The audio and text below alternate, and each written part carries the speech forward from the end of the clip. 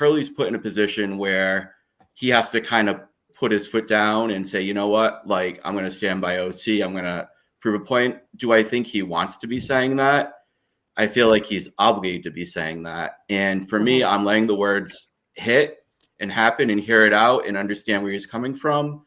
And understanding, too, that it is a business and OC is going to bring in more viewers, more attention, more eyes than a Bezels. It's just the nature of the game. So I try to remove myself from those things and not like fixate on me. It's like the big picture. Right. It's just I'm just a piece. Is this you? I'm Is just this here to do you? my Is part. this you?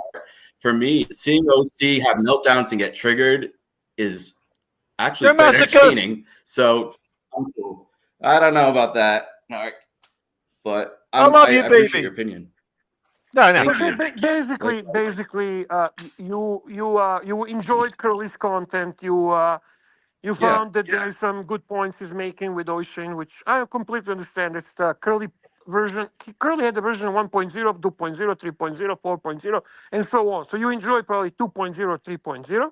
Long story short, then certain things have changed. He became dependent on OC, or there's some kind of relationship that he has to oblige to, and you choose to ignore that and still like hang around because you still do like some of the content that he does relevant to hypocrisy of Oishin and Tim Wright. I listen when Curly's talking and I take what he's saying. He wants to run the show a certain way and I respect that. OC,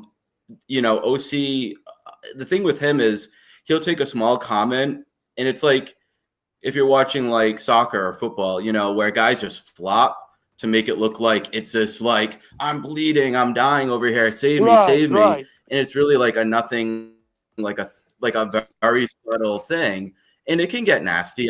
But not below the belt, never. I'm not little shots and then, having these meltdowns, okay, constructive criticism. Fair enough. Kind of, there's an obligation there to have OC's back. And what we don't like is the way it's when you're having a conversation with that C, he's gaslighting you. He's not even. He did the same with Meech. You're talking about one thing, and he spins a different narrative to make you look fucking bad. Curly wasn't bad in the past, but it's become an echo chamber now. You need the Bazils. You need.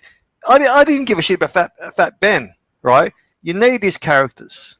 Who is his management team? Well, as I can see it, OC's the number 2, and all you have to do is ask Loose Tooth or Pavel about him.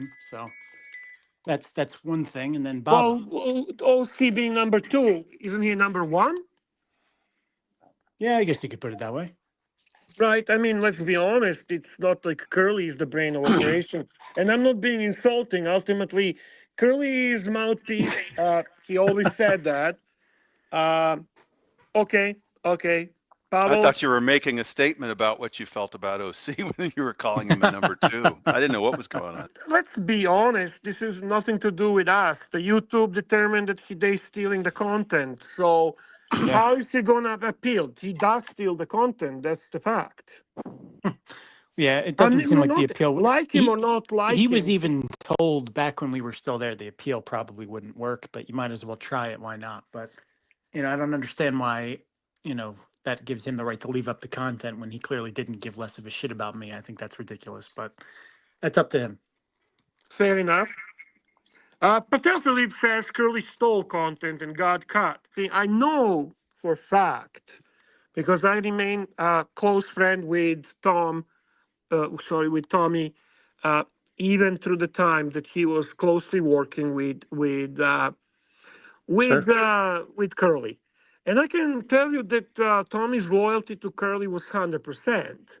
I mean, we chose to respect each other's opinions, and at certain point we stopped sharing those opinions because he knew what my opinion is, I knew what his opinion is. That wouldn't end well.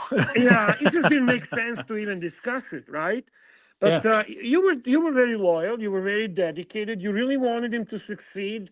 You were describing him as someone who really cares about people that he works with. You were describing him as someone very loyal. Yeah. You believed in his Vision. vision, yeah, and also you were very much friend to him.